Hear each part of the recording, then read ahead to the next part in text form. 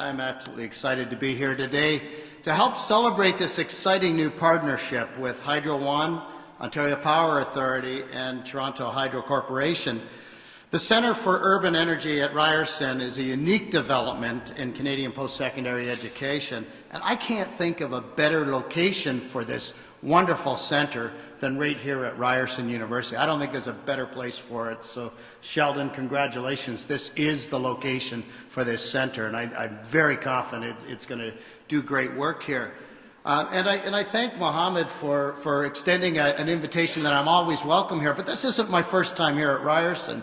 I had the opportunity when I was a city councillor years ago to come here from time to time and give the odd guest lecture to your classes. I haven't been invited back for a while, so maybe that speaks well of my lecturing talent. But I was here as well as a student. I didn't go here as a student, but like many young people across this city, I spent a considerable amount of time in a very famous part of Ryerson, very historic part of Ryerson, a place where students past, present, and future spend a great deal of their time.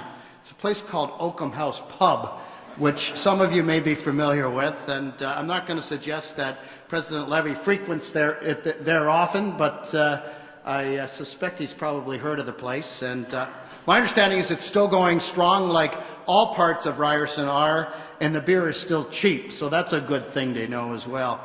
Well, there's a lot more to Ryerson than its popular pub. Ryerson is fast becoming a world-class institution, and this is yet another example of how this school is a leader in innovation. Energy is a topic on everyone's mind these days. As Laura suggested, Ontario is navigating its way through an historic transformation of our energy sector. The establishment of a national centre for cutting-edge research and innovation in the growing and absolutely vital field of energy will help create the right foundation to address the ongoing and increasingly demanding energy needs of our cities and our entire province. Ontario's historic effort to transform our energy system began 7 years ago, as we've taken an energy system that was weak, unreliable, and reliant on dirty coal generation, polluting our air and impacting our health, and we've worked with Ontarians to transform that failing system into one that's stronger, more reliable, and clean, while at the same time growing smarter day by day as we invest in the modernization of our energy system. That's something that all Ontarians can take a great deal of pride in. It's a legacy our generation, not our government necessarily, but our entire generation, will leave to the next. And our efforts are not only building a healthier and cleaner future for our kids, not only building a stronger, more reliable energy system for future generations, but together we're building a stronger economy here in Ontario as we make Ontario a green energy leader internationally. Our landmark Green Energy Act will help clean up our air, improve the health of Ontarians, strengthen our economy, and create 50,000 jobs for Ontarians. Over the past 7 months, we've seen the largest clean energy investment of its kind in Canadian history, creating thousands of new jobs and attracting over $16 billion in new private sector investment into our economy. But moving Ontario toward that cleaner, brighter, more prosperous future is not only about generating new renewable energy, it's also about fostering research and innovation in institutions just like this one. Because in the new world economy, ideas will be the most valuable currency of all. The world's changing fast. Ontario may well be the leader in the world today, and we're very, very proud of that, but we're determined to stay there. And the best way we can do that is to lead in ideas, innovation, and research.